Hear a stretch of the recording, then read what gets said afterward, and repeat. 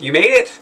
Hello! Welcome! We're here! Yes, we are. We are live here from beautiful Nakusp on a cool, crisp February 19th evening. Welcome to Small Towns Big Business. This is the Heritage Week presentation from the Arrow Lakes Historical Society. So glad you can join us. I'm Kyle Cush, the archive tech at the Arrow Lakes Historical Society, and we thank you all so much for joining us tonight. Or if you're watching later, thank you for catching up with us. Tonight's show is going to be jam-packed, full with all sorts of wonderful photos and from the Arrow Lakes and Upper Lardo regions of the world. And we would just like to say that tonight could not happen without the wonderful support of the Columbia Basin Trust.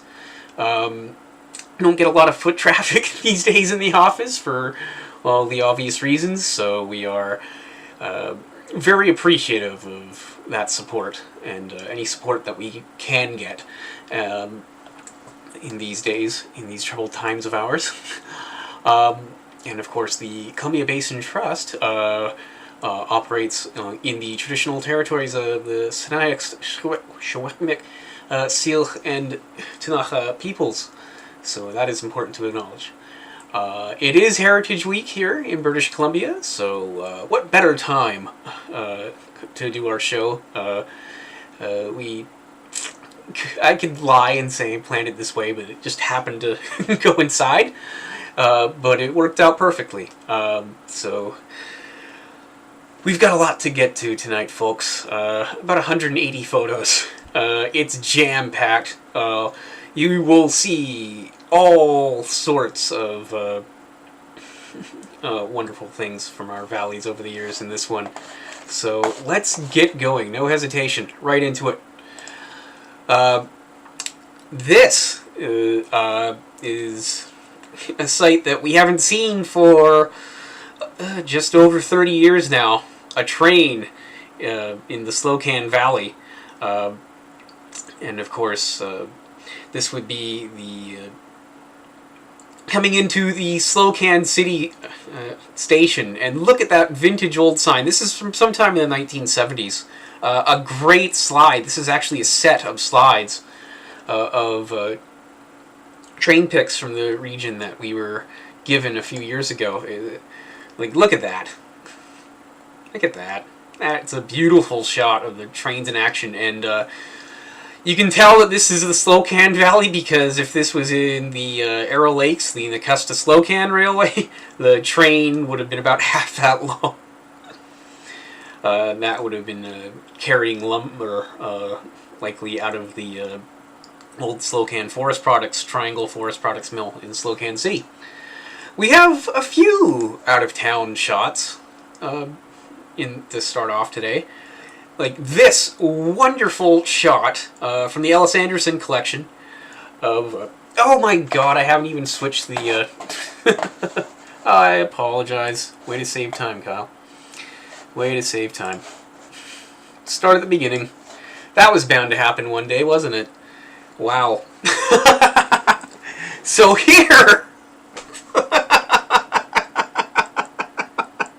here is that wonderful shot from the 1970s of the train coming into Slocan City.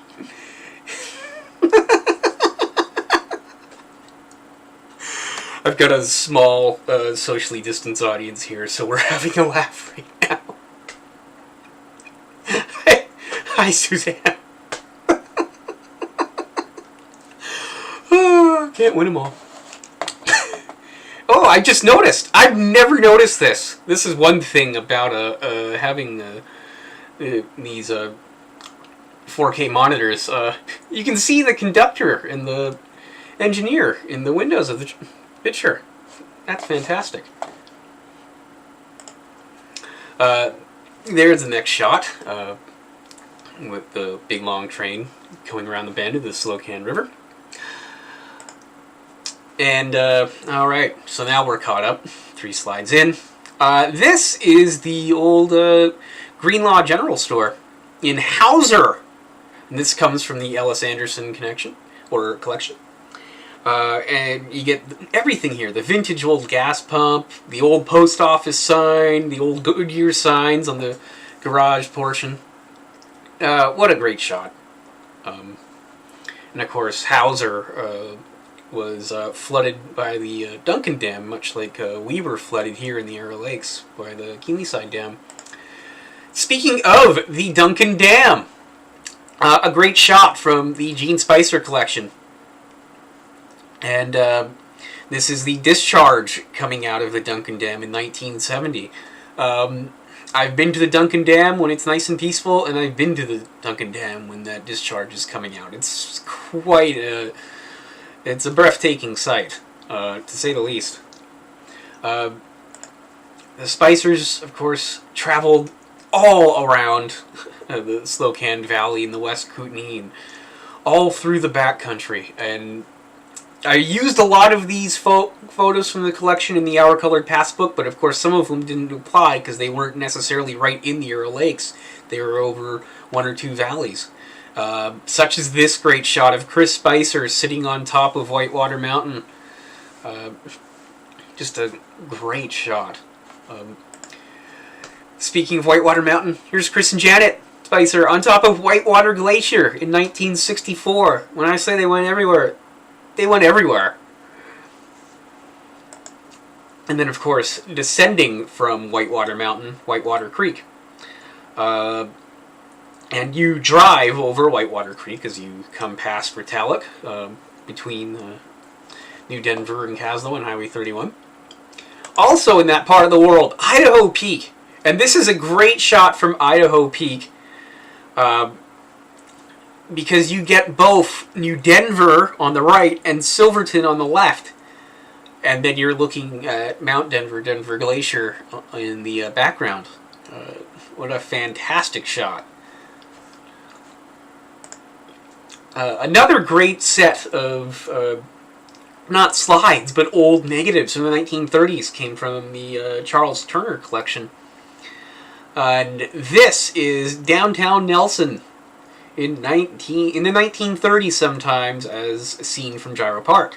After the Turner family left Nakusp, they went to Nelson. You can see Baker Street at left and Vernon Street at the center. Yeah, just a fantastic shot. And of course, the great thing about Nelson, pretty much all of those buildings are still around.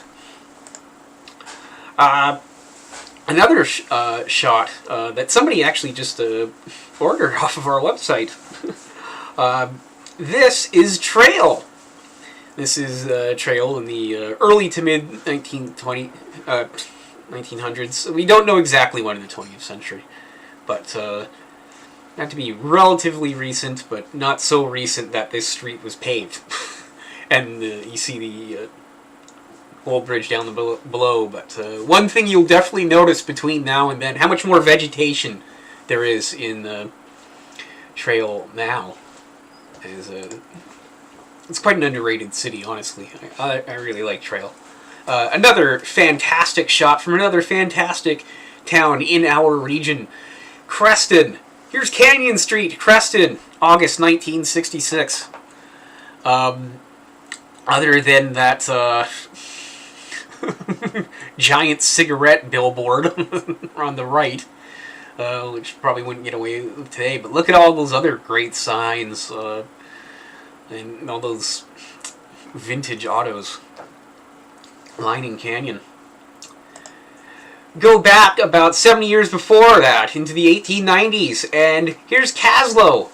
You can see just by this photograph how thin the paper on this photograph is printed on. It's not quite newsprint, but it's close. So it's amazing that it even survived as long as it did.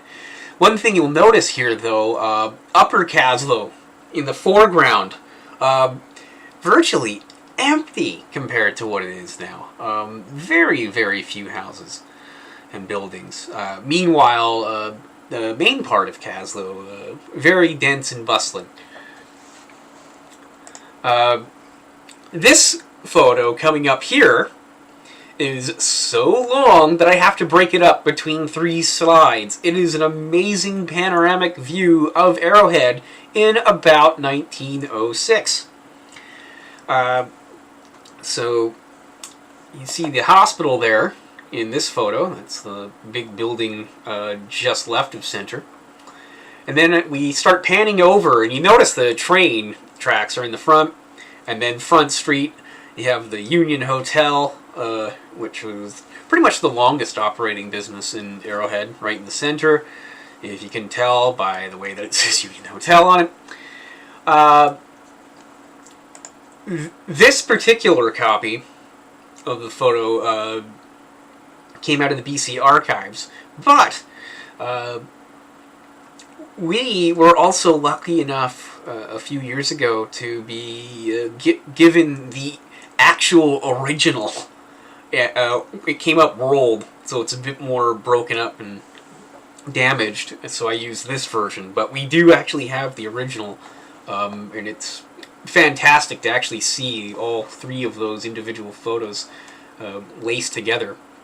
So now that we are back in the Arrow Lakes as far as photos go, let's come down into the Narrows with West de Mars. So this would be across the lake from what is now McDonald Creek Provincial Park. And that is Jack Slade posing on the bridge right in front of the West de Mars School. This is 1921, and basically by 1930, West de Mars was done. Wiped off the map. It was an orchard development that really wasn't suitable for orchards. A lot of people got sold a bill of goods. But some of those families did stay and wound up establishing themselves in Nakusp, for sure. So we can at least thank real estate scam artists for that. Speaking of the Narrows, one of the longtime figures of the Columbia River Narrows, Claude Rollins, who used to operate the Fauquier Needles Ferry. He also had this houseboat called the Nonpareil. And here it is, seen as it is sailing past some men working on a log boom. This is also from the Charlie Slade collection.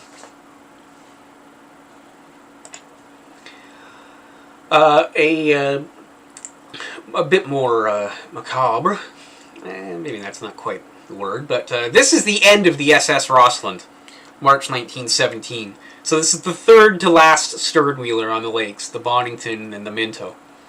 But the Rossland lasted about 20 years.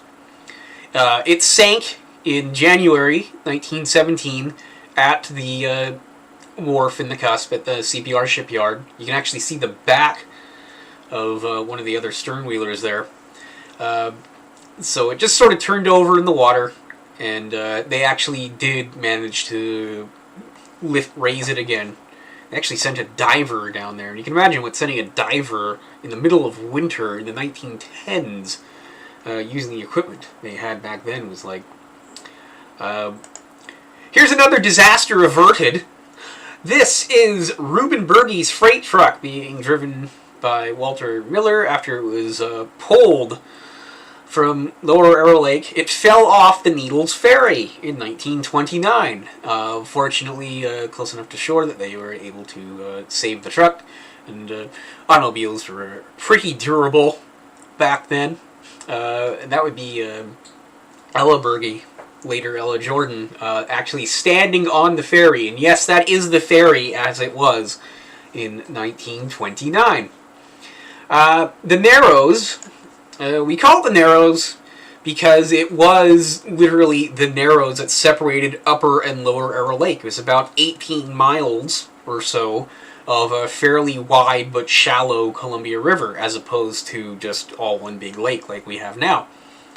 And so we try to join keep the shipping channels between the two lakes open. It required a lot of dredging, and before you dredge, you have to survey to know what you're dredging. This is a government survey barge at Burton in 1924, and with a couple of pretty prominent names in it. We have Walter Reed, long-time resident of Fauquier. And we also have Louis Joseph, who was one of the last Sinaics people on the Arrow Lakes.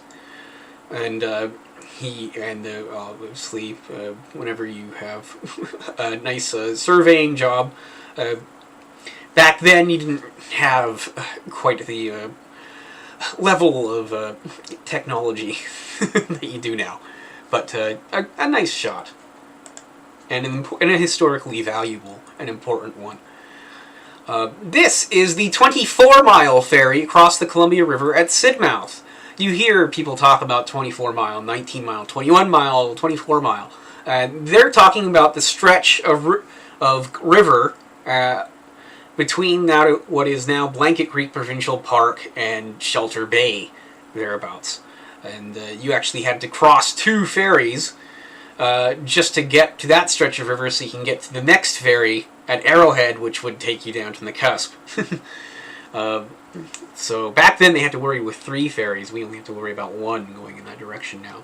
But as you can see, it's not the 80-car behemoths that we have now. Speaking of that part of the country, right at the south end of the upper river stretch, between Revelstoke and Shelter Bay, was Hall's Landing. And Hall's Landing had a school that operated for a number of decades. And a great little shot of a classic one-room schoolhouse, Hall's Landing, which would be just north of Shelter Bay today. You get a lot of family photos when you receive donations, and a lot of those photos are taken not just out of region, but out of country, out of continent. Bessie Vaughn, her collection makes up a lot of the contents of the Arrow Lakes Historical Society archives, and so a lot of her family photos came through, including this one showing her father, Robert McWhirter, and their family in Scotland. And you can tell it's Scotland because there's a sheep right in the middle of it.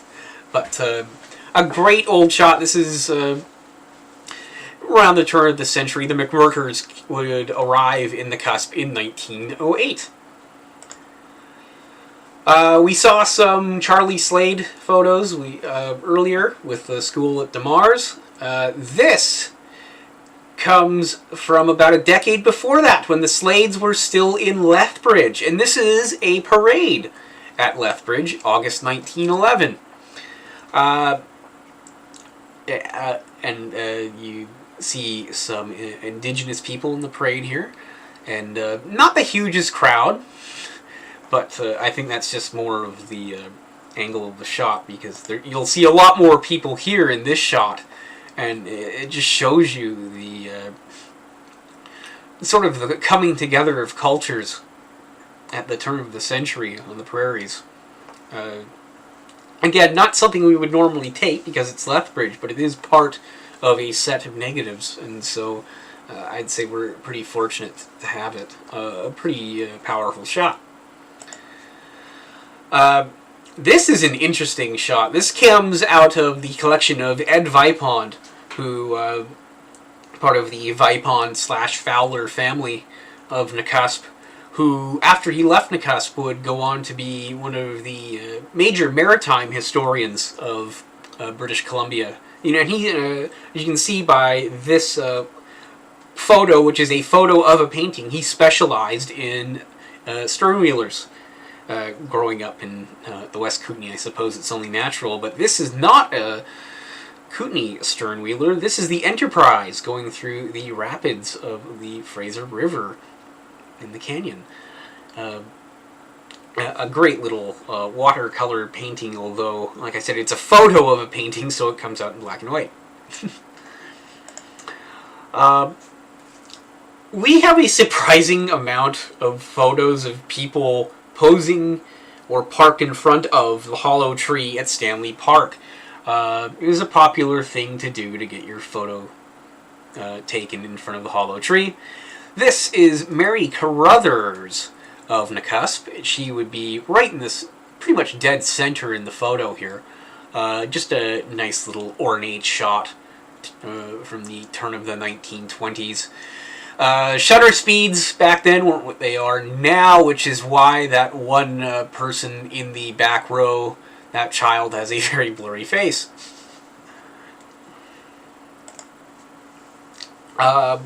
Coming back into our part of the world, we go through the horseless carriage to a nice little ox cart. This is Thomas Abriel at left, one of the, if not the, most prominent entrepreneur of the early Nakusp settlement, who's here right from the beginning, and it's just a nice casual pose with an ox cart. Like that shot. Coming forward a few decades, here are the Nelsons of Galena Bay, in this case Mother Agnes, son Walter. The Nelson photo collection is huge. John Nelson, the patriarch of the family, was a fanatical photographer. We've got hundreds, and there are thousands more out there. Chances are, even if you don't know that you've seen a John Nelson photograph, you probably have seen a John Nelson photograph. And the fact that we have his daughter's negatives allows us to bring you these photos in pretty high quality. A nice casual shot. Speaking of Margaret and John Nelson, there they are. This would be the turn of the 1930s or so. This is when she is heading off to Spokane for some medical treatment. So to leave Nelson's, which Nelson's farm was on the shore of Galena Bay, so they would leave by boat to head to the ferry landing. Get to the ferry landing to, or actually they would most likely they would probably just take the boat straight to Arrowhead and catch the train up to Revelstoke and then head out from there. You can see her monogrammed suitcase. Here's another pioneer family, this time at Arrow Park. This is the Mauchline family. Many may not know that Agnes Nelson was a Mauchline. So that ties together Arrow Park and Galena Bay basically right from the beginnings of those two communities. The Mauchlins came from Scotland. This would have been right at the clearing of the Arrow Park town site. I used this photo in the title card that wound up staying on screen about 3 or 4 minutes longer than I intended to at the beginning of the show. This is the travel trunk that belonged to Elizabeth Moore Bethune of Burton, the housekeeper / partner of the famous, some say infamous, Lance Porter. And this is up in the attic of the Marshall family home in 1985. So the trunk's already pretty old by then, but I just love the fact that it's so precisely labeled. Burton City, Arrow Lakes, British Columbia, Canada, Settlers Effects. We move south a little bit to what would assuredly now be a completely illegal amount of fish. This is at Watchan Lake. This is an interesting set of photos. There's about 24 photos in this set, and they were all glued onto about 3 or 4 sheets of paper. And we've never been able to identify the actual connection of the people in the photo to anyone here. Some of them are named, but we don't recognize the names. And these two folks weren't even named. But in any event, that's a lot of fish. And that's a lot of pelt. This is Emil Newbrand of Glenbank, he of Twin Lakes fame. And this is a young Emil Newbrand with, again, quite a lot of pelts. He ran trap lines up in the woods above Glenbank and Browse for decades, and up at the hot springs as well. Uh, Another Browse mainstay, the Hamling family. This is Ernie Hamling posing with a fairly large array of pelts at the Hamling farm. Again, nothing you could likely get away with today. We move into town for a more sustainable harvest, namely fruit. These are the Buesnel brothers. They were the ones that bought the large farm in between the Nakusp town site and Rothwell Point from Sam Henry, and would in 1945 that farm would pass on to Chris and Jean Spicer.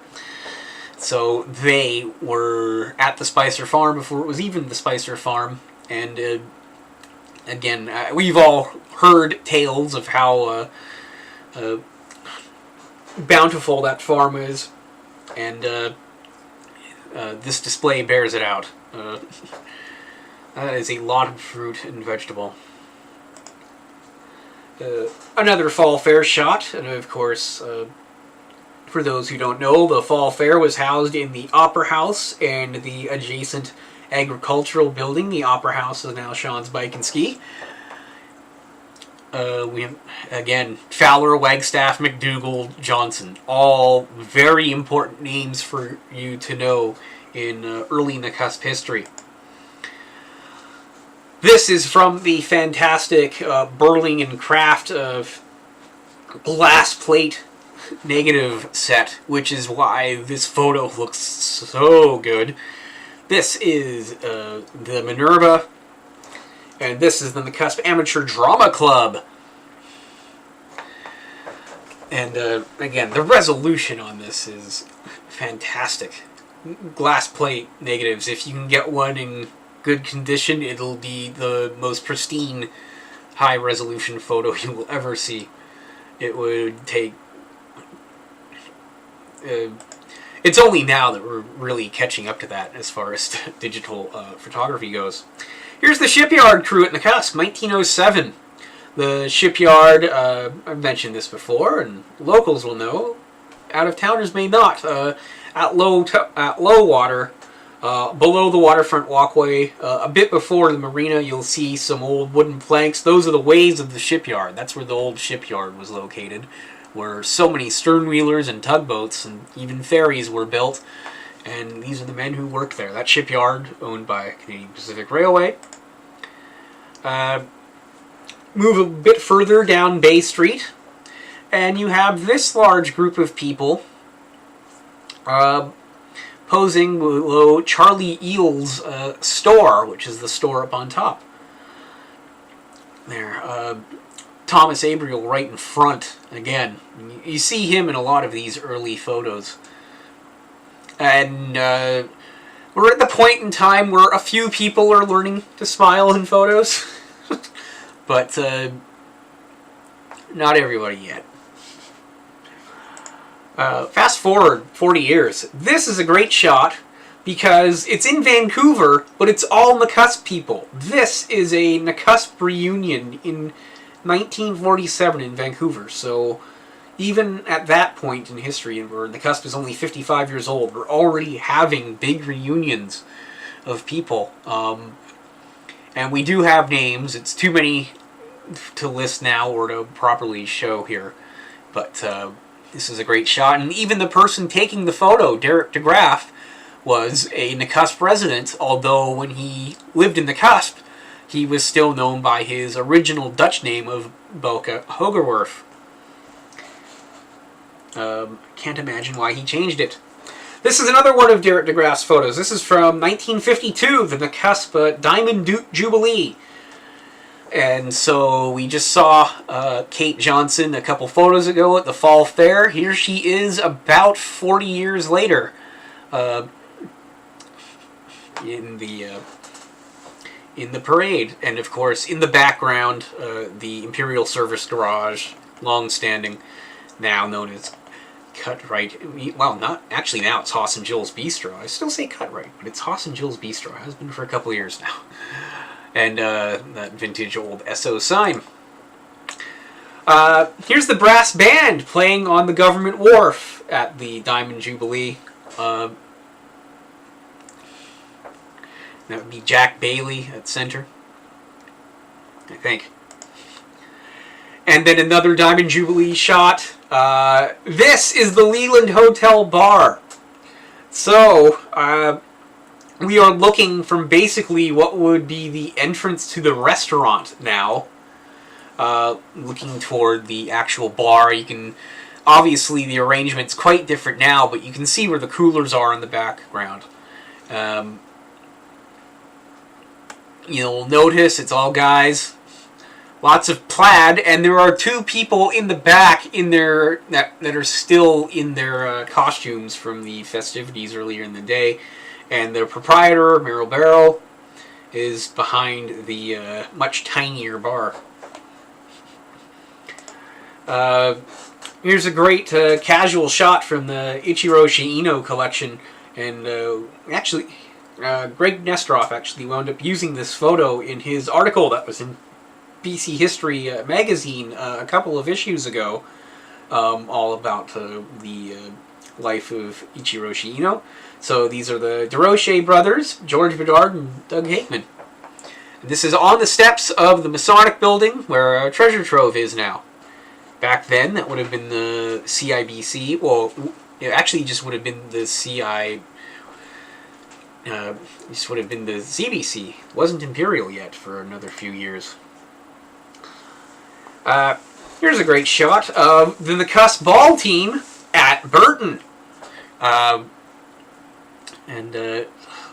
Again, we see Fred DeRoche again. So that's how we can date the previous photo. He's a little bit older than this one. So this would be right at the turn of the 50s. Again, Nesbitt, McPhee, Dolman, White, Highland, Wanstall, Olson, all these big Nakusp families. Speaking of casual, it gets none more casual than your Member of Parliament in drag. This is Bert Harridge dressed in costume as Iola Sage in 1967. Iola Sage was the most famous woman of the night in Nakusp in the 1900s. Her house still exists today on Nelson Avenue, across the street from the AFD station. But a great shot. This here, again, name of this show is Small Town Big Business, and we'll see a few business photos, especially toward the end of the show. But believe it or not, this is a business photo. In fact, it's a promotional postcard for the Box Lake camping grounds that was run by the Hamlings. And this is the dock on Box Lake. You can see why I use this as the photo for the promotional postcard, because it's a fantastic shot. And Box Lake, even though we camp on the other side of the lake now, still a popular, yet still somewhat secret destination. Here is the Nakusp ambulance as it was in 1970, when it was still operated by the Volunteer Fire Department. BC Ambulance wouldn't be in existence for another 3 or 4 years yet. But here it is. Their 1953 Chevrolet ambulance, not nearly the size of the ambulances we have now, parked in front of the then brand new Arrow Lakes News office. And of course, that is now the artworks from Turtle Island Gallery. Speaking of the Arrow Lakes News, we have over 4,600 photos from the Arrow Lakes News taken between 1968 and 1985. Some of them are nice and friendly and happy, and some of them are like this. Not all news is pretty. This is a truck that was stolen by a man from Salmon Arm out of the Selgar yard, and I think this was a police chase that ended with a fatal crash near Galena Bay. And of course, later as it was titled in the headline, the death vehicle, towed back to the junkyard at Highway 6 service up in Glenbank, September 1979. Also from 1979. Thankfully, this is not a fatal accident, but it's a pretty brutal one. Brutal looking anyway. This was a fairly major accident between Roseberry and Hills on those wonderful S-curves.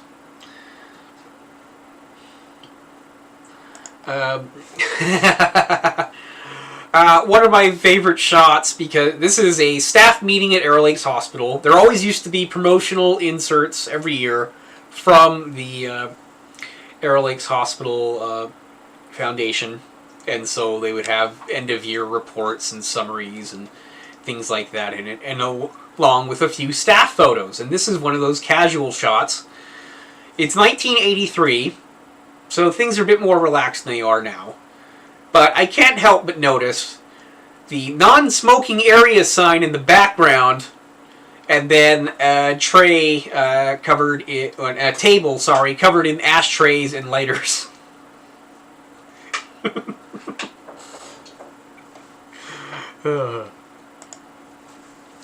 All right, here's a more recent, only 26 years ago. Yes, folks, 1995 was 26 years ago now.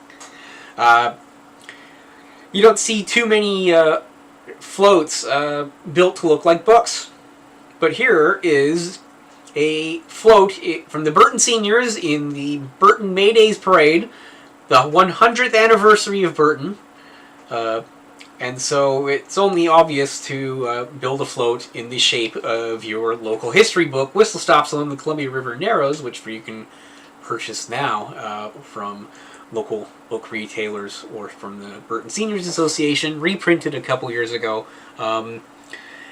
It's a super important book for our area's history. Here's a great shot. The Newman family of Arrowhead. So this is before Arrowhead, of course, because it's only 1891. But here's the Newmans, along with some other gentlemen, posing beside a CPR train as it goes through one of the original snow sheds on in Rogers Pass. They're a bit more ornate nowadays and sturdier, but certainly not wooden. But a great shot. The Monashee. Anybody that complains about the Monashee now, well, go back in time 100 years, you'd be laughing about having to drive what we drive now compared to what it used to be. This is Fred Garner, a relative of the Evans and Marshall families of Burton, driving on the Monashee Highway in 1926.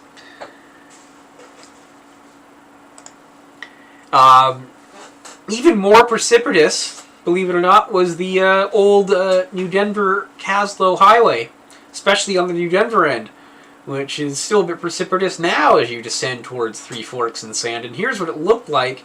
This is probably the 1930s or thereabout. Not much for railings, just some old logs. And of course, a single lane with pullouts.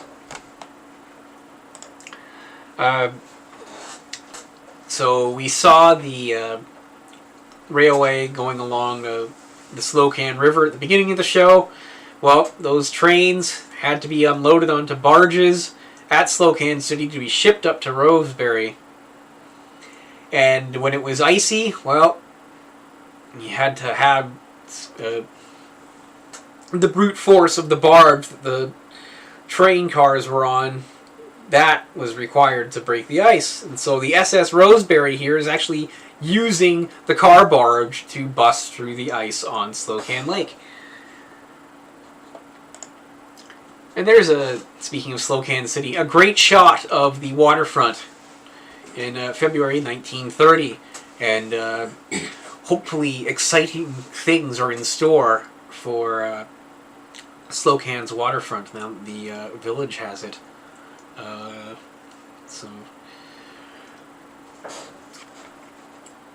And you can't talk about the Slocan without the Cape Horn Bluffs. There's the tunnel way in the back, at back center, and then there's the original bluffs along the sides of the lake. Haven't had to worry about them for about 30 years. but there's a close-up shot. So many people just getting out of their cars in the middle of the road and taking photos. I guess you can do that back then with the lack of traffic. Coming forward into the late 60s or early 70s, this is taken from a building that no longer exists. This is inside the old Newmarket Hotel. You know Newmarket Foods in New Denver. But this was the Newmarket Hotel, which was on 6th Avenue, Main Street. And in the background is a painting of the SS Slocan, which was the longest lasting of the Sternwheelers on Slocan Lake.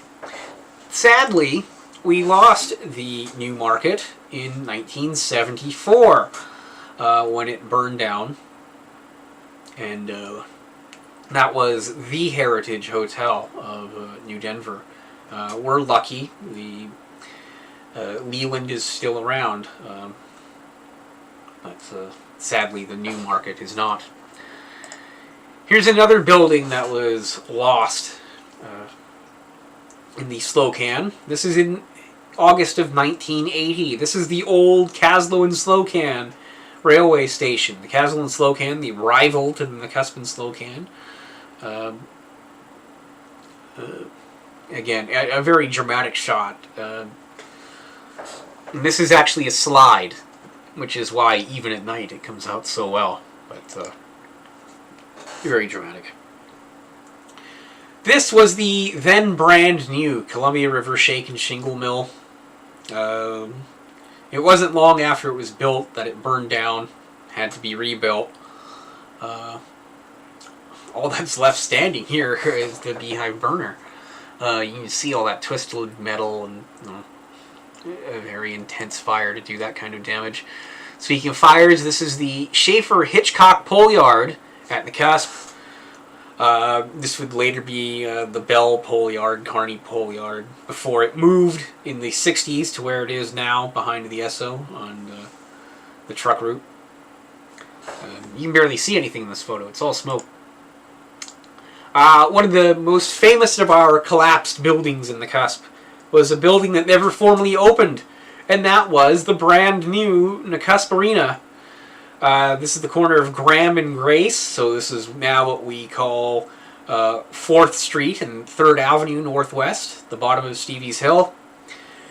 This is what it looked like nearly finished in 1952, and this is what it looked like after it caved in December 1953. In a cruel twist of fate, the building it was meant to replace stood up longer than it did. You can see it in the background, stripped of its roof, but still actually standing. Another great ruin of the Arrow Lakes is one that I would venture to guess 99% of all residents of the Arrow Lakes have never seen up close, and that is Bill Lox's castle south of Fauquier. Way off, tucked behind Apple Grove Road. This is in 2013, this photo. So for those who don't know, Bill Lox, famous historian of mostly of railway history, as well as a batik artist. He lived on Apple Grove Road for about 40 years, came in the early 60s, and he began crafting a castle as a memorial to his late wife, and he finished part of it before he passed away.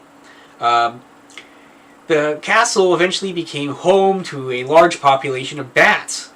The property was left to the Land Conservancy. Even though the castle later burned down, those bats are still there now, living in a large number of different roosts that have been constructed around the property. And not the most impressive ruins, but one of the most historically important. The first permanent settler building in the Arrow Lakes, Nels DeMar's cabin. which was built approximately 1885 at East of Mars. McDonald Creek Provincial Park occupies that spot now. But here's the ruins of that cabin in April 1998. So that's 7 years older than the Leland. Moving back over to Duncan Lake. Here's the Lardo School, 1929. Edna Greenlaw, then Edna Angrignon, who was originally from New Denver, went over to Lardo to teach. Well, that's what the school looked like after it was finished. But the first 2 months she was there, it wasn't finished, so she had to teach in that. Yes, a literal tar paper shack. Only for the first 2 months, though. It was a temporary deal until the school was built. Moving back into our valley as we get into some old school photos here. This is the first Fire Valley School. So this is on the road into Edgewood, opposite the Robinson Road intersection. A nice little one-room log cabin. It operated for 9 years with Wilford Jowett as the teacher. It was replaced in 1918. Here's a great shot of the interior of the Fire Valley School, 1914. You can see that Tudor style architecture framing the roof. And if you look over at the right, you can see a map of Canada. But if you look really close, the provincial boundaries all look a bit different. Manitoba's pretty tiny. Ontario still doesn't reach quite all the way up to Hudson Bay yet. There's an exterior shot of the new Fire Valley School, which operated for about 30 years. In the 70s, they converted it to the public library. And it was the public library for about 10 years before they decided it would be better served inside the Edgewood School in the Edgewood town site. And so the building was abandoned. This is what it looked like when we went there in 2016. And 2 years after this, it was torn down.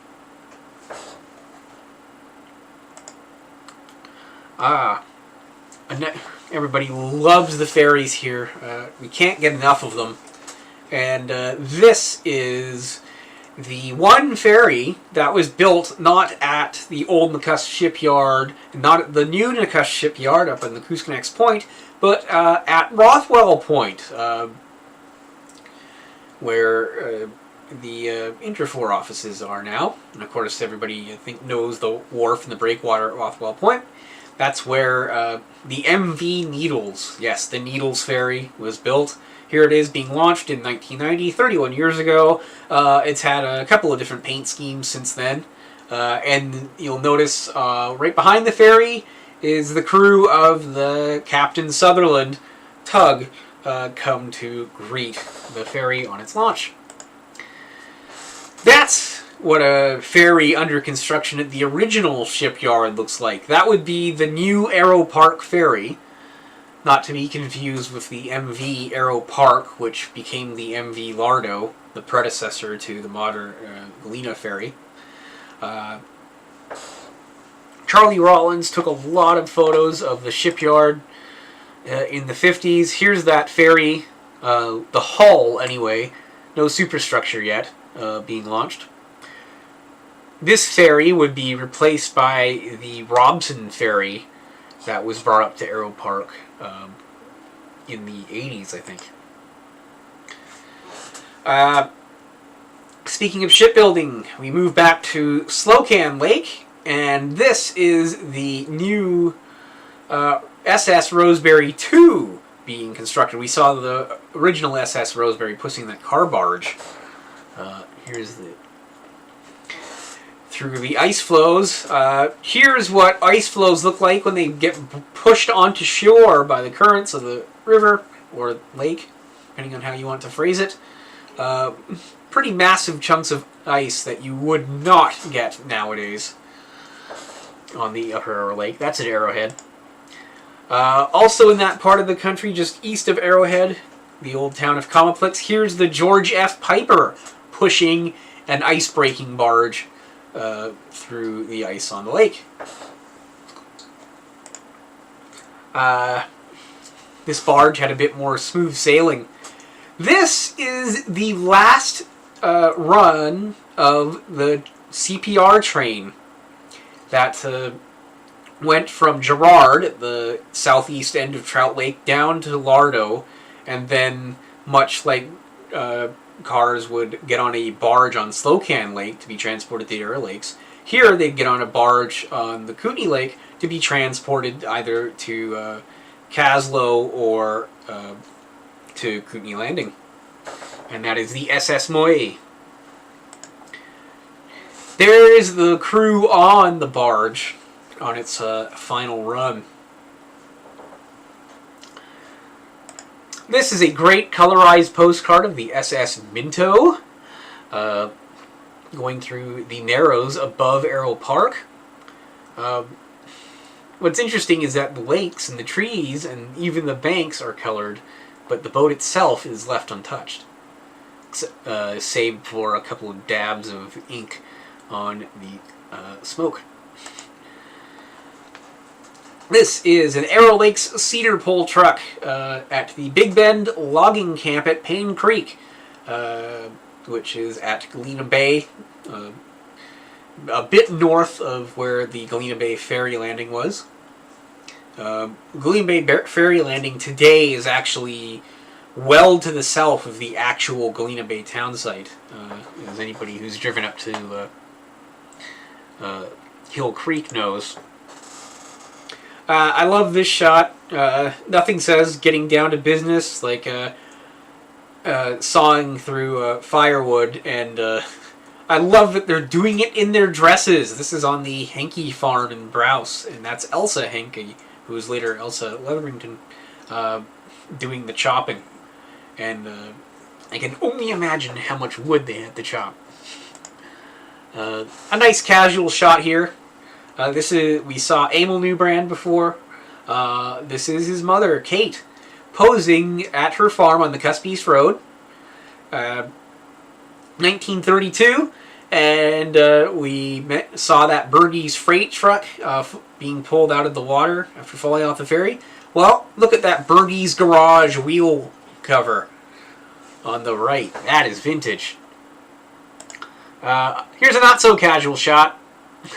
This is a piece of machinery that fell off of a flatbed trailer on its way, ironically enough, to the Watchan hydroelectric plant to help clean up the landslide that took out that hydroelectric plant. So you know you're having bad luck when the rescue equipment can't even make it to the rescue site.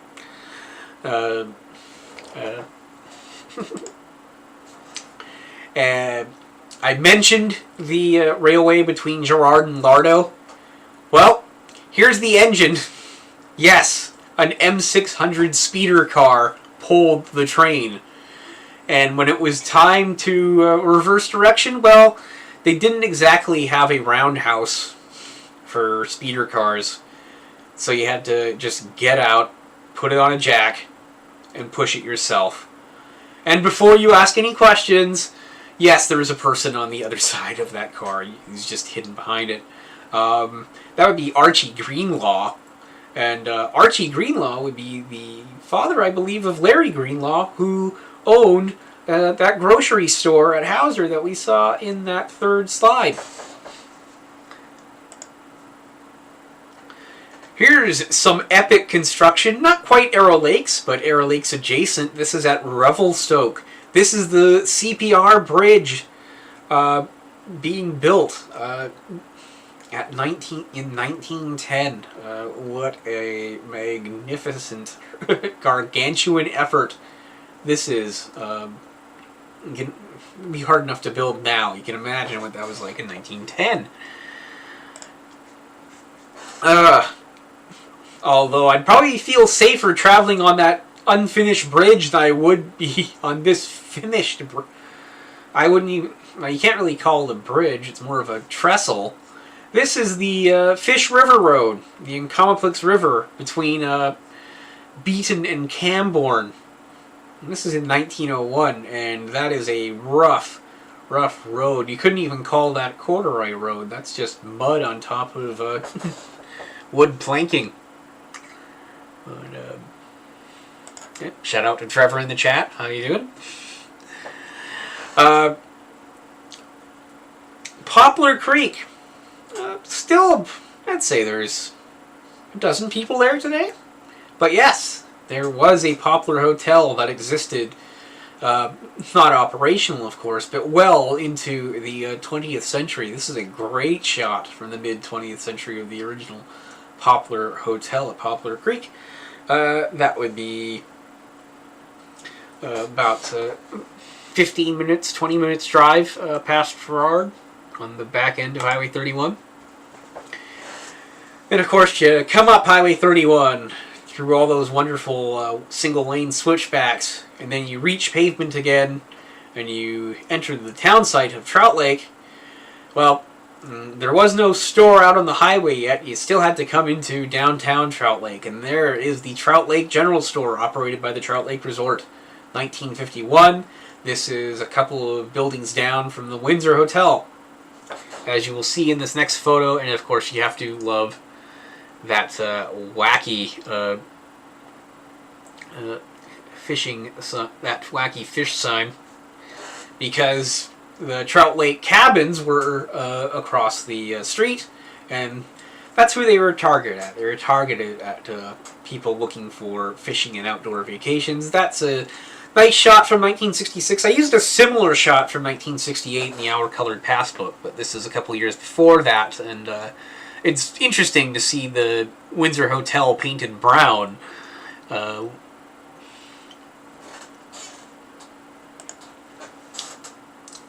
Then we come back into the mouth of the Fish River. This is Beaton, and this is the Beaton Bridge crossing Beaton Creek, and downtown Beaton in the background there. And you can see the trees in the background. The vegetation starting to recover. This is about 16 years after a fire wiped out a large section of downtown Beaton. Another great gateway shot, Edgewood, the gateway to Fire Valley and the Okanagan, with Bill Banting's Edgewood General Store on the right, and the Arrow Lakes Hotel on the left. This is the view that you would see as you stepped off your steamship of choice and looked straight up the valley road. And you can see by the ruts in the mud, you're not exactly talking about paved roads yet. Classic shot used on a number of postcards. Back into the Margaret Nelson negatives, and as I said, her mother Agnes was a Mauchline, which means we see lots of shots of the Arrow Park Cemetery. This was the one cemetery that was excavated, with the graves relocated to Glenbank in 1967 in advance of the flooding of the Arrow Lakes. And as you can see right next to the cemetery, orchard trees, fruit trees. Here's a great shot from inside the All Saints Anglican Church at Arrowhead. I've only seen a couple of shots from the interior of the church at Arrowhead, and they both come from the Nelson collection. And this is, unfortunately, a funeral, as you can see by the casket and flowers at the altar.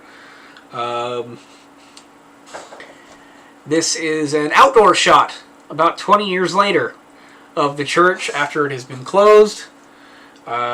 This is actually a shot taken from BC Hydro as they were surveying all the buildings in the town site. As you can see, it's been abandoned for some time. The vegetation's coming up around it. Back into the Charles Turner negatives. Most of them were negatives, but we actually have quite a few glass plates. This is another glass plate. It's a bit overexposed over the years, so the edges have brightened up a bit and been eaten away at. But a great shot of a very early Arrow Lakes Hospital. This is the second iteration of the Arrow Lakes Hospital, so it's only 3 years old in this photo. As you can see by the total lack of vegetation around it. Of course, that's where Halcyon House is now. Another shot from the Turner collection. Charles Turner lived in what we know today as the McPhee House above the waterfront. And so he had a direct view of the government wharf from his yard. And so you see a great shot of a float plane landing at the wharf. And this would have been a very rare sight in the Arrow Lakes in the late 20s, because it was really only around this time that the first planes even started landing at Nakusp.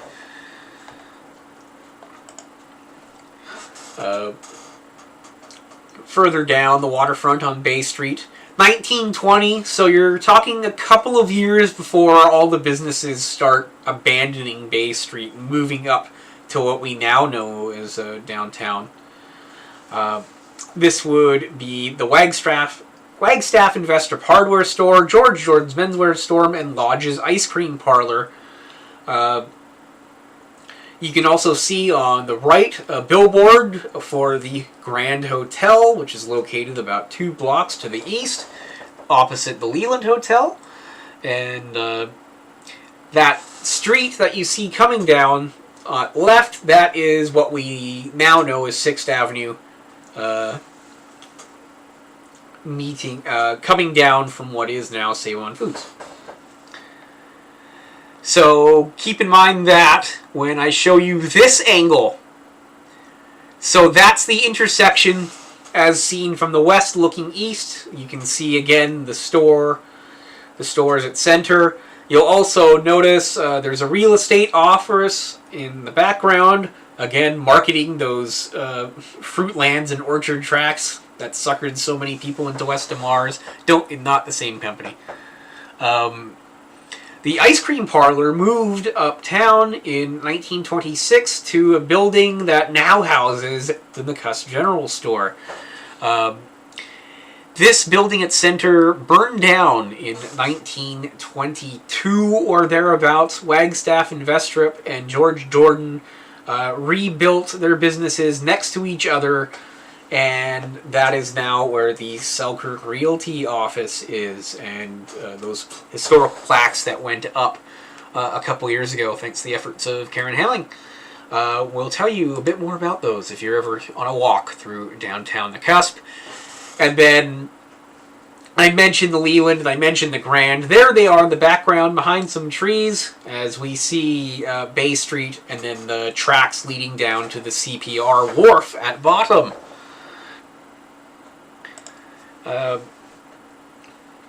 Go back about 15 years before that. 15, 20 years. Not nearly as much vegetation in this photo that came to us from Michael Cohn, a great historic researcher in his own right. This shot's important because it shows the Bourne Brothers General Store on the waterfront. And you can tell this is very early Nakusp because it hasn't even been completely logged. You can still see trees and stumps everywhere. So Nakusp is only a handful of years old in this photo. And again, this is looking from the CPR wharf. Train station, bottom left.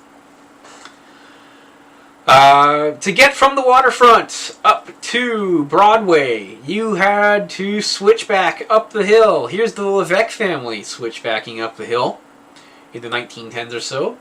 So that switchback came from the Leland Hotel, cut through what would now be the Spicer Garden, and switched back over a block to reach the waterfront. Another great shot from the CPR wharf. This is likely taken from the Roslyn, but it could also be the Kootenay or the Minto. Looking directly at the train station, you see a couple of boxcars at the station, and then you see the Jordan, or you see Charlie Eel's store in the background. And then a great shot looking out the front door of the Leland Grand Hotel, top left, and the Janelle Brothers Mill at the back, at the back right, basically on top of where the modern wharf and marina are. And that Janelle Mill and the sawmill and the shipyard right next to it, those were the two main economic engines of Nakusp in its early years. This is one of the oldest shots of the waterfront that you will see of Nakusp. And you can tell because it's super faded. You had no idea what I had to do to this photo to even get it looking this bright. Or this dark, I should say. It was very, very faded. But you can see all the stumps still all across the waterfront. They haven't even cleared the stumps yet. Nakusp is only 5 years old in this photo. The building on the right, by the way, says Sufferance Warehouse. I mentioned the Bessie Vaughn photo collection before. There's Bessie Vaughn, Bessie McWhirter, waving. She's the taller woman in the middle, waving at the camera. And right in front of her hand would be Della Parrott. And here they are posing in front of a CPR passenger car. Passenger service ended on the Nakusp and Slocan line in 1946. A great shot of what is the main intersection in Nakusp to this day.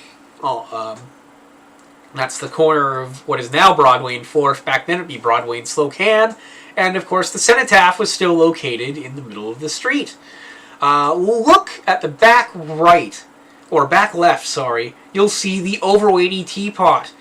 Yes, that's where the first Overweighty store was, in that little building that used to house the Chickadee Cafe and the Happy Buddha that was torn down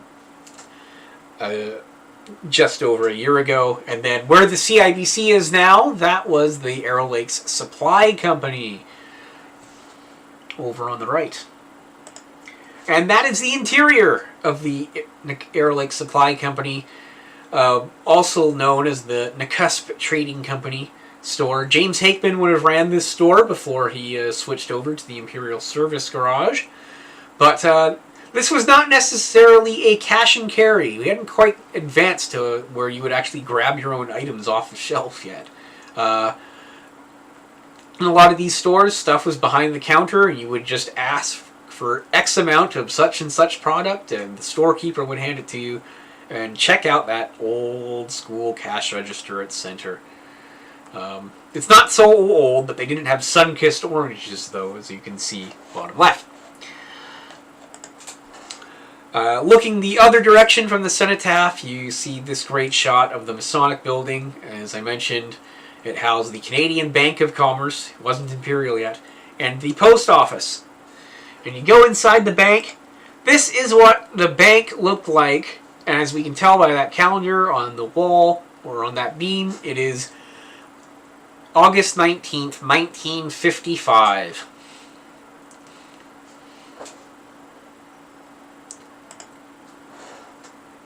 Another shot taken in front of the Leland Hotel. This is in the early 40s, looking across from the Leland to Overweighty. Frida Johansson, Charlotte Barrow, sitting on top of this automobile, and Charlotte's father and Merrill Barrow and his wife Edith ran the Leland Hotel for many, many years during the 30s, 40s, and 50s. You can thank them for basically how the pub section of the hotel looks even to this day, that log cabin style. A nice shot here in 1910 or so. This is one of those, again, really stellar glass plate negatives of the Leland Hotel. And best of all, you can just see the Minto in the background. Or SS Kootenai, sorry, in the background. Also located on that part of the street was the original CIBC. It's always been somewhat based around that intersection, but in 3 different corners. A much smaller building than the current CIBC. There's the second version across the street. The third and then they moved to the other side of Broadway in 1922 when the Masonic Building was built.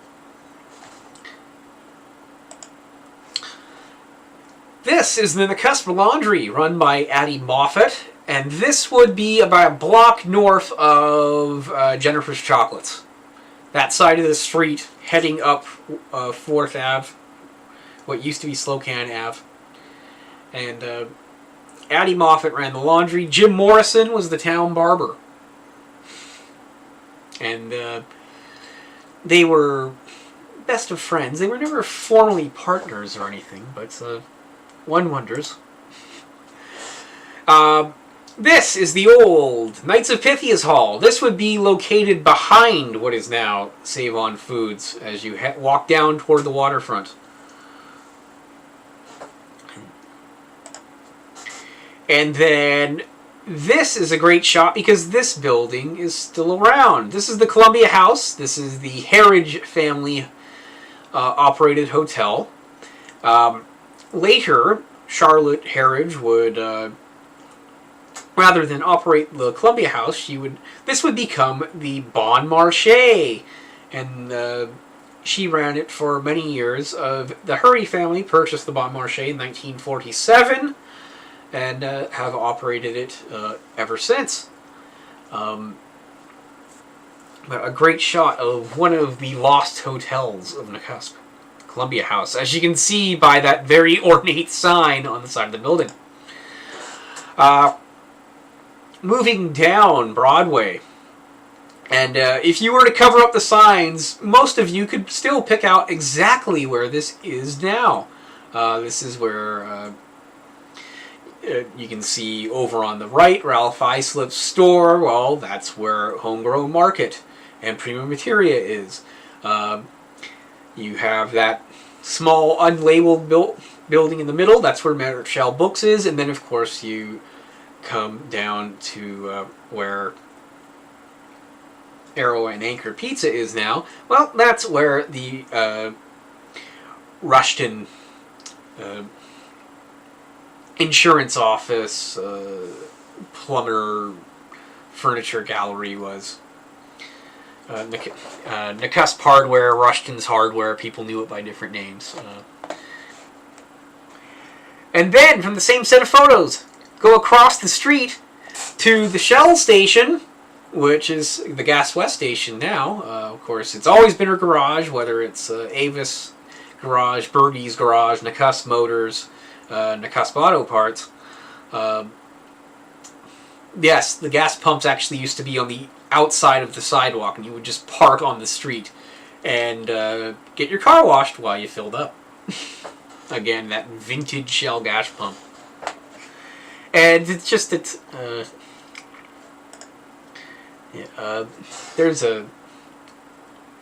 is about 15 years later, a more modernized gas pump. The building was rebuilt in 1946-47 to bring it up to basically the way it looks now.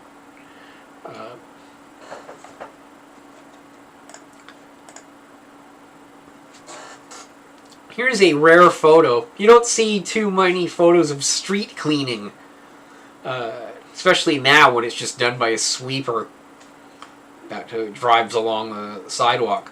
Back then, it was actually done by hand. Here's Bill McQuarrie cleaning Broadway Street by hand in front of Frank's Sporting Goods, which would now be the Deborah Rushfeldt Studio Gallery. You'll notice, if you look closely, sidewalks, not paved, not even cobbled yet. That didn't come until 1980. Here is the brand new RCMP building on Lake Avenue, now 6th Avenue, 1959. It was located here until 1990 when it moved up toward the next door, the Canyon Court Motel. This, of course, we all know as the late lamented Gabby's Fairy Tale Cafe, before that Middle Earth. But it was for many years the police station. I mentioned that switchback from the Leland Hotel before. Here's a great color shot of that switchback in about 1962.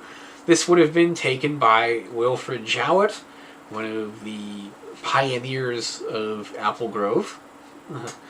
And just a wonderful color shot, which you don't see, especially because it would only be 8 years after this that all of this would be leveled in advance of the flooding of the lake. You can even pick out the Spicer Farm, the topsoil way in the background.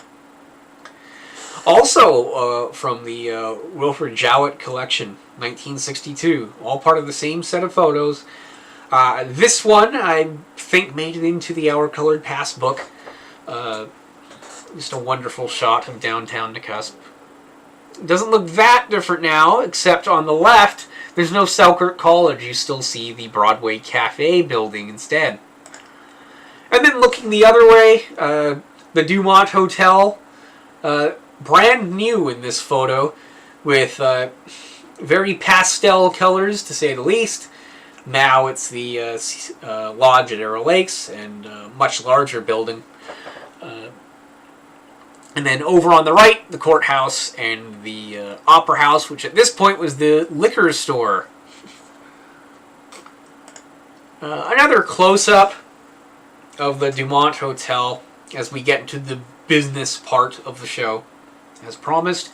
And notice the drive-through to get to the parking lot at left. That's not just a door. You actually drove under the hotel to get to the back parking lot. And that house at left would be demolished in 1967 to build the restaurant portion of the motel. The modern lobby of the hotel now sits inside where that drive-through is. St. Mark's Anglican Church, on its last legs here in the late 1960s. It was demolished in 1968. This is the middle of the block that now contains the credit union and Save-On Foods. A great color head-on shot. Around so many things were changing in Nakusp at this time, and of course we mentioned the flooding so much, it affected us so greatly. But it did bring this house into town. This is Ron Jordan's house that sat at Rothwell Point. That was brought into town. That now sits the corner of 4th Street and 10th Avenue to this day. A very, very amazing moving job. A house that size and that age.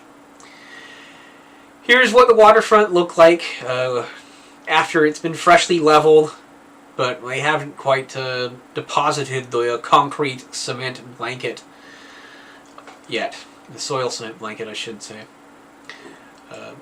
There's the Leland Hotel. And if you notice, at right, there's a building moving by. That's actually the townhouse apartments, the former Bow Vista Motel. That's actually being moved in this photo. It's actually in motion, being transported along Bay Street, then switched back up onto Broadway along Nelson Avenue, and then dumped into its and planted into its current location across from the hut. But it's actually on the move in this photo, even though you can barely see it. 1984-ish, I'd say, this photo. The flowers are now in place at what will eventually be called the Spicer Garden. And you have a shot of the Leland Hotel. This is right before they add the dining patio to the Leland Hotel. That comes a couple years after this. And then that brown paneling on the balcony is replaced with something a bit more attractive. Like I said, lots of negatives from the Arrow Lakes News in our collection, and a lot of those are business openings or building openings. Here's the grand opening of the brand new McLeod's store on the east end of Broadway Street. Of course, that's now Nakusp Home Hardware, but still the same great Ferguson family service. And a great shot of Larry and Diane there. Here's a blast from the past, folks. This actually came out of a Halcyon House scrapbook collection of photos, and I'm so thankful that Gail Detta and Judy Adams held on to these photos, because, believe it or not, this is the only photo in our collection head-on of Brownie's Fried Chicken, which was the fried chicken place in town when I was a kid. What a great shot. Of course, that's now Chumley's restaurant. You can tell it's a vintage shot because there's actually a payphone. And we're at the point now where we have to explain payphones to people. So congratulations, everyone. You're now old. And yes, for those who weren't around back then, that box of fried chicken on the sign rotated. We just got brand new benches all along Broadway Street as part of the sidewalk revitalization last year. The previous cohort of sidewalk benches were installed in 1983 by the Kinsman Club. This is right in front of what would become the Manor Restaurant, and then a Samu's, and then now Selkirk College. Back then it was still the town billboard, essentially. But that bench sat there for not quite 40 years. Here's a great shot of the hilltop / Carson's Corner. This is post 1979, so the addition is on. The new gas pumps are in. It was a Texaco station, and everybody have a moment of silence for 54-cent gas. Pay your respects. Speaking of gas pumps, here we are, the Green Door Cafe and the Green Door Lanes across from the high school. A wonderful, wonderful color shot of the Green Door. And we look forward to seeing what happens with this property. Of course, the Green Door burned down in 2005, and that lot is now for sale. So we'll see what happens. Here's the inside of the Green Door. So initially it was just the cafe, and then the high arrow lanes were built on later, and then eventually the lanes just became known as the Green Door Lanes. It was built by Stan and Peggy Fellows, and this is a shot inside the kitchen, and then you see the diner counter out in front with all of the condiments. Here's a shot from inside the pool hall. When I was a kid, it was half pool hall, half video arcade, looking out at the counter. And then the actual lanes themselves. It's a shame that the actual wood from those lanes wasn't salvaged, because it was still in pretty good condition even after all those years. And I know my family spent hundreds of hours on these lanes. My mom and my sisters, both pretty avid bowlers. My sister to this day is a very high-level bowler. Here's another great shot of the Kootenai Hotel, later the Burton Hotel, in its original location. This is in the 1890s or 1900s, so this is very soon after it's built, and what a great shot.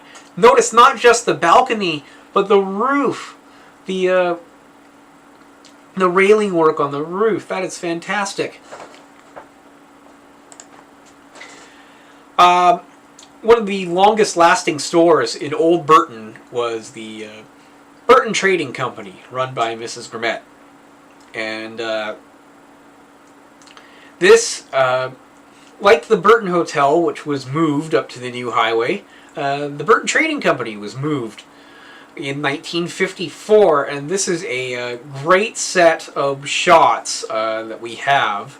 I'm just showing you the one here, but there's actually a wonderful sequence of the entire store being lifted, moved about a block up the street to a better lot, and then dropped back down again. A fantastic effort, all done by Pat. Okay, I'm getting...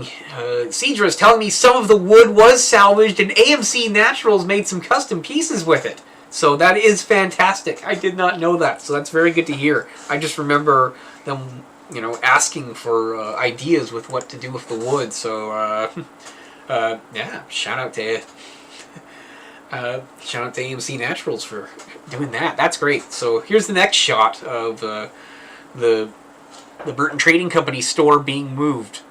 And you can see them sliding it on rails, and I want to say it was done by horse. I'll have to ask Jim about that again. Further up the Narrows, here's the East Arrow Park Community Hall, which was a school until the new Arrow Park School was built in 1949. And here it is in 1965, and of course, this comes from the wonderful Florence Adds Head collection, which is one of the backbones of our photo collection. Truly, truly, truly important shots. These are... they document a very stressful, unfortunate period in our valley's history. We have a history of losing our history, unfortunately, so I'm glad people like the Adds Heads were around to document it. There's the ruins of the hall after it was demolished in the East Arrow Park. Town site was demolished. You look across the river and you see the last standing building in West Arrow Park on the other side. And there's the Arrow Park Ferry at the Narrows. Again, everything leveled.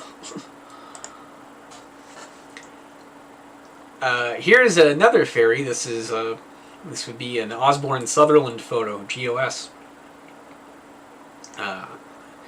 Probably used on a postcard, and like this is the Castlegar Ferry between Castlegar and Robson. That was ultimately replaced by the Kinnaird Bridge in 1964, and then the modern Robson Bridge a couple of decades later. This is a great shot from the Belinsky collection, and I want to give Lorne a little plug and for his Narrow Arrows channel. So just go to YouTube after you're done and look up The Narrow Arrows. And he a couple of weeks ago he uploaded some great shots from.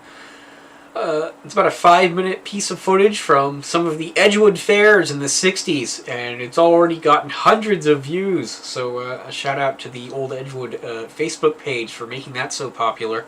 Let's give Folkier some love here with this great shot of Devlin's service station and the Ferry Inn and that vintage Folkier unincorporated sign. This is what you saw as soon as you got off the ferry in Folkier. Lost my mouse here.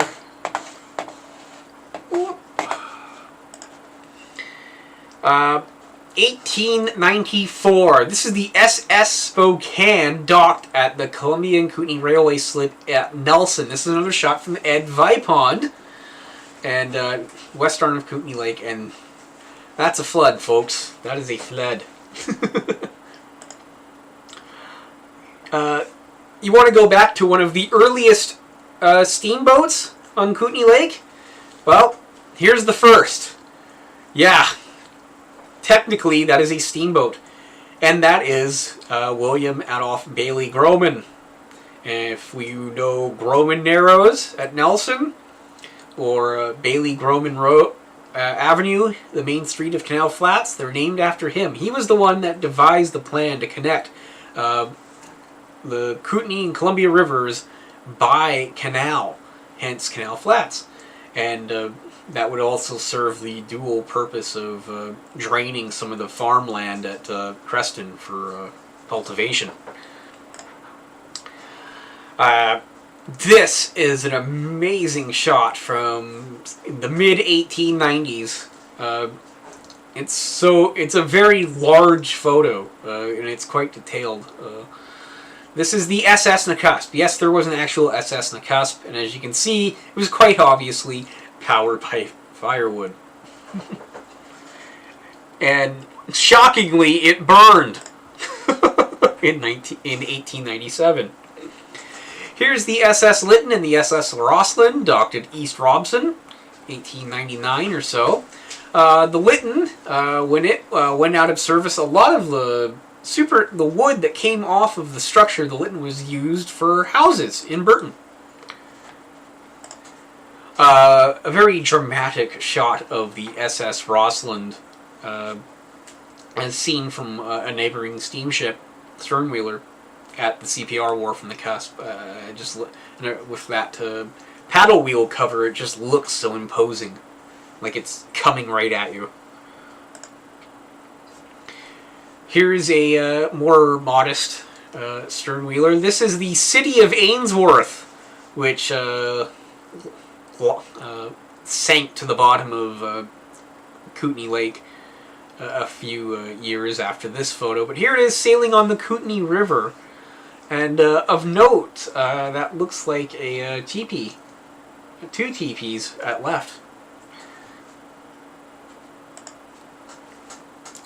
And there's the SS Alberta. Again, all of these photos coming out of Ed Vipon's Sternwheeler collection, sailing on the Kootenai River. So, one of the less heralded Sternwheelers, the SS Alberta. We saw that painting of the SS Slocan inside the Newmarket Hotel. Here's an actual photo of it.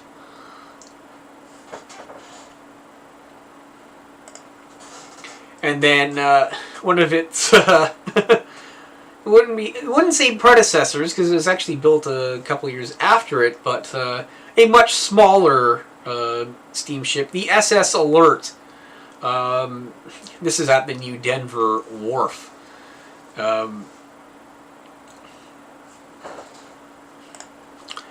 Here's the SS Nasukan being launched in 1913. The Nasukan is the sister ship to the Bonington and the Sicamous on Okanagan Lake. The Nasukan, of course, operated on Kootenai Lake. It eventually was converted into a car ferry, and is now a house on the North Shore. And I actually got to meet the fellow who owns the house last summer, and he actually donated some Sternwheeler memorabilia, so that was really cool. Here's the interior of the SS Bonington. Now, wouldn't you like to have a meal on the SS Bonington? That is a fancy, fancy, fancy dining room. A bit more compact was the dining room on the SS Minto. Maybe not as spacious, but again, they went all out when it came to the actual table arrangement. Here's what an actual ticket looked like when you went on the SS Minto. So this is a ticket via the BC Lake and River Service for one from Nakusp to Revelstoke via Arrowhead. So that meant taking the Minto from Nakusp to Arrowhead, then getting on the train. As you can see, this is from 1936. Here's the Minto during the 1948 flood, unloading a car from its cargo, truck, I should say, from its cargo bay directly onto the highway. That's how high the water was. It could actually just do that with only probably a minimal gangplank. The water was simply too high. It actually flooded the wharf So this was the only way to get vehicles often on the Minto that year. There's my predecessor, Milt Parent, standing on top of the hull, or of the Bonington, which sank at Beaton in 1960. It had been converted to a ferry and eventually was just used as a barge, which is why you don't see the top of the boat. The superstructure of the boat was actually stripped. It's just the hull, and it's still there in the silt of Beaton Arm somewhere, and you can still dive to it. Another artifact from our shipping days, buried in the beaches of the Beaton Arm, is the boiler of the SS Revelstoke. We know the paddle of the SS Revelstoke is now installed in front of the visitor center in Nakusp, but the boiler still embedded in the beach. That's Milt's brother Len posing on top of it. And the reason it's there is because it burned while docked at Comoplex, along with the rest of the town of Comoplex in 1915. And so that boiler has now been sitting there in the beach for over a century. There's the paddle, as it was in 1985. A lot of people think that paddle wheeler must be the Minto because the whistle from the Minto is there, but it's not. It's from the Revelstoke. When they were building the new visitor center, they had the pretty brilliant idea to install the paddle. And so all they had to do was find a way to get to the cusp. So they unloaded a loader, unearthed it out of the beach, dumped it onto a tug, floated it by tug to Nakusp, and then unloaded it again by truck to the brand new visitor center, and there it is being installed, the post office and the Cowan House in the background. A slightly more recent view of the boiler. I don't think anybody's extracting that without completely destroying it, so it's probably going to sit there for a long, long time. And we end on a pretty sad set of photos. There's the derelict SS Minto at the John Nelson farm. This is taken during an inspection. To restore it in 1968 would have cost about $100,000. So that'd be about $1 million now. And by then it was so rotten, it just wasn't worth it. So of course we all know the story of the Viking funeral, towed out to the center of Galena Bay and set on fire.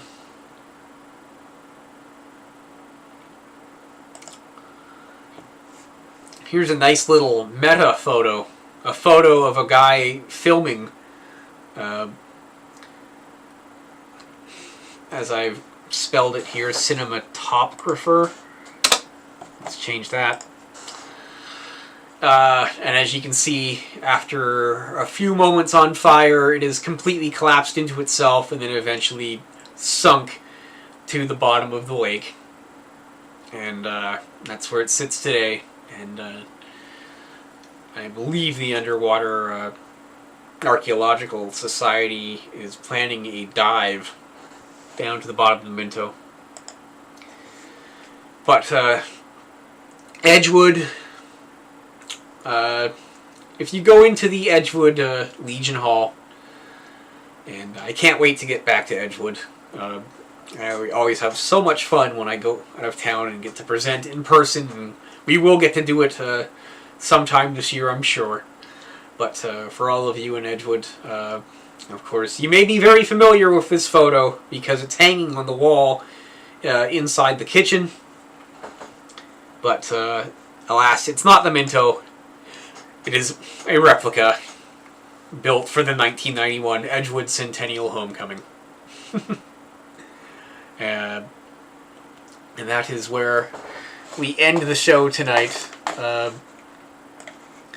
I thank you all so much for watching. A bit longer show today. I had about 180 photos crammed in there, and apologize for the first couple of minutes. I hope you all enjoyed it.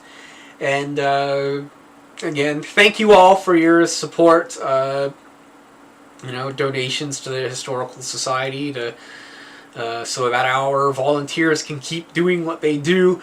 We've got so many great things planned over the next few months. If you haven't heard, we have a new book, the next in our portable history series on the Nakusp Hot Springs. Memories of Old Nakusp Hot Springs will be coming out this summer, so look for that either on our website or in your local bookstores around the West Kootenay. Until next time, we'll see you. It will be March 19th. So exactly 1 month from today, March 19th, is our next show, and I believe we're going to have some pretty cool stuff.